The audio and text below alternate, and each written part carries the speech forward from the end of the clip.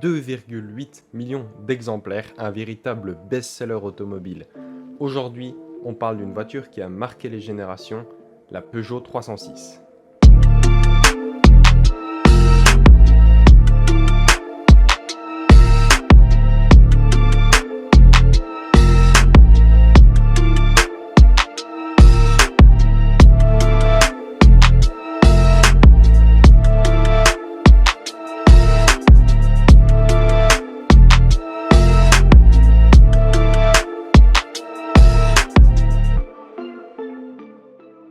Projet pilote de l'usine Poissy, anciennement Simca Talbot, le projet N3N, Peugeot 306, vit le jour en 1993. Elle reprend pour base technique et mécanique sa cousine, la Citroën ZX. Succédant à la 309, elle suit la logique de la gamme Peugeot et reprend la recette de la 205. On ne change pas une équipe qui gagne. En effet, pas moins de 10 moteurs furent équipés sur cette voiture. 5 moteurs essence, des TU et des XU, 5 moteurs diesel dont 2 moteurs turbo-diesel. Durant ses 9 années de production, durant sa carrière, elle reçut 3 phases différentes. La première, de 93 à 97, est reconnaissable par ses phares anguleux et sa calandre à barrette. En 1997, elle perdut sa calandre à barrette et disposa également de phares effilés à la place des phares anguleux. La phase 2.2 ou phase 3, appelez-la comme vous voulez, quant à elle, changea très peu par rapport à la phase 2. Elle garda les phares effilés qui étaient avant striés et passa à des glaces lisses. En plus de ça, on peut retrouver également la généralisation du kit S16 sur une partie de la gamme de la 306. Concernant les différentes versions de la 306, en 1994, Peugeot sorta une version à malle en 4 portes et également un cabriolet dont on reparlera un petit peu plus tard. L'année 97 vit l'apparition d'une version break. D'ailleurs, version break, puisque c'est la dernière à arborer ce nom, au profit de SW pour les voitures qui suivèrent. En 1998, au Salon de Paris, D'Angel présenta un prototype de 306 break 4x4. Également concernant le break, en 1999 au Salon de Genève, on vit un concept car assez spécial, la 306 HDI break de chasse.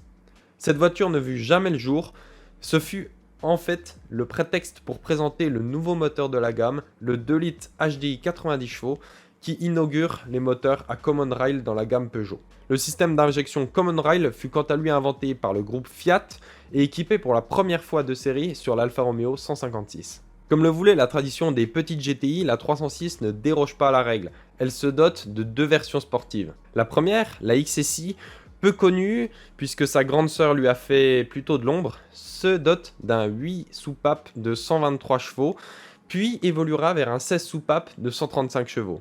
Mais la reine, c'est la S16. On la retrouve en 2 versions, finition confort ou premium, l'une assez dépouillée, l'autre beaucoup mieux équipée. Sur les deux, un bloc de 16 soupapes, 155 chevaux à la sortie, qui évoluera sur la phase 2 en 1997 vers un bloc de 167 chevaux. En effet, le 155 était jugé assez léger pour la voiture. La S16 se dota même de ses séries spéciales. On peut citer la série Le Mans, dont je peux vous présenter le modèle aujourd'hui, créé par Automobile. Donc la Le Mans a été créée pour célébrer 2 victoires au Mans en 92 et en 93 par Peugeot. Cette magnifique série reprend les attributs de la S16 Premium et ajoute quelques petits détails supplémentaires. La série Le Mans fit son apparition sur d'autres modèles, comme la 405 par exemple.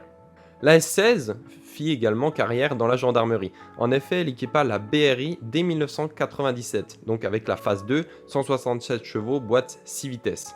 Elle vient en remplacement des 405 T16, malgré sa puissance inférieure, sa légèreté et son agilité, réussit à convaincre les gendarmes. Je vous ai parlé des versions sportives françaises, mais je peux aussi vous citer une version moins connue, puisqu'en effet elle était réservée au marché outre-Manche de Grande-Bretagne, la 306 Rallye. Basée sur la 306 S16, elle reprend de rallye que l'esthétique. En effet, sur les précédentes voitures, la 205, la 106, le bloc était inférieur. Cependant, cette fois-ci, il s'agit d'une 306 S16 seulement avec l'esthétique rallye. Seulement 500 exemplaires de cette 306 Rallye ont été produits pour le marché anglais. Comme je l'ai évoqué précédemment, la 306 Cabriolet fit son apparition en 1994. Comme le veut la tradition des coupés et cabriolets chez Peugeot, on peut d'ailleurs citer par exemple la 404, il confie le design à Pininfarina, le designer italien. En effet, le design et la conception fut confié au bureau d'études Pininfarina en Italie. D'ailleurs, la fabrication des pièces du cabriolet était produite à Grugliasco en Italie, puis envoyée à l'usine Poissy pour l'assemblage final. Le design italien n'est plus approuvé. Elle fut d'ailleurs élue en 1994 plus beau cabriolet au Salon de Genève. Et malgré son prix élevé à sa sortie, 138 400 francs, soit 29 900 € actuels, elle fit quand même une belle carrière avec plus de 77 000 exemplaires écoulés. La 306 ne déroge pas à la règle, fidèle à la tradition Peugeot, elle se dote d'une ribambelle de série spéciale. Je peux par exemple vous parler de l'étonnante série Totem. La série Totem fut produite en 1995, elle se dote d'une sellerie spécifique très colorée, très spéciale, mais de vitres avant électriques. Plus connue, la série Champion USA, qui fut produite à seulement 2000 exemplaires, se donne d'un intérieur bleu, arborant fièrement les logos Champion USA sur les sièges. On retrouve la condamnation centralisée et même une petite horloge numérique très en vogue dans les années 90. Je ne peux pas vous parler de série spéciale sans vous parler de la 306 Roland Garros. Elle reprend le thème de la 205 Roland Garros et fait toujours très bonne figure auprès des amateurs de tennis, mais pas seulement. En plus d'une déclinaison en version cabriolet, son intérieur avec du cuir blanc et les sièges motifs verts, ainsi que le volant 3 branches arborant fièrement le logo Roland Garros, font toujours très bonne figure. En effet, c'est l'une des séries spéciales les plus désirables. Personnellement, j'ai une petite préférence pour la série Griff. Avec ses sièges en cuir et ses inserts style ronce de noyer, elle donne clairement le ton. Et en plus de ces équipements de série assez importants, dont la direction assistée ou la clim régulée, vous pouviez prendre en option le toit ouvrant ou même le pack hiver avec les sièges chauffants et les lave-phares, moyennant tout de même finance. On peut encore citer plein d'autres, les 306 références ou même les Eden Park, mais ça, on s'y attardera peut-être dans une prochaine vidéo. Je peux pas vous parler de 306 sans vous parler de ça, la 306 Maxi. Considérée comme la reine des kit cars, avec son 2 litres de 310 chevaux, elle marqua la carrière de nombreux pilotes. On peut citer François Delcourt, qui finira 2e du Tour de Corse en 1998 au volant de ce petit bolide. On peut aussi citer Sébastien Loeb, qui n'hésite pas à se faire plaisir au volant de cette petite bombinette. J'aimerais, avant de finir cette vidéo, vous parler d'une petite anecdote cinématographique concernant un film de Michel Gondry, L'écume des jours.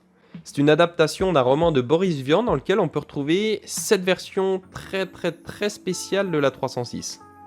J'espère que cette vidéo vous aura plu, qu'elle vous aura appris des choses sur la Peugeot 306 et n'hésitez pas à me faire en commentaire vos retours, vos suggestions sur la qualité ou même me donner des anecdotes ou rapporter des points supplémentaires à l'histoire de la 306, ce serait super intéressant. Je vous remercie d'avoir visionné cette vidéo jusque là.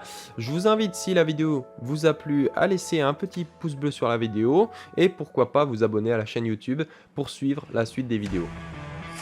En attendant, je vous souhaite une bonne journée, une bonne soirée. C'était Verti. Allez, ciao ciao.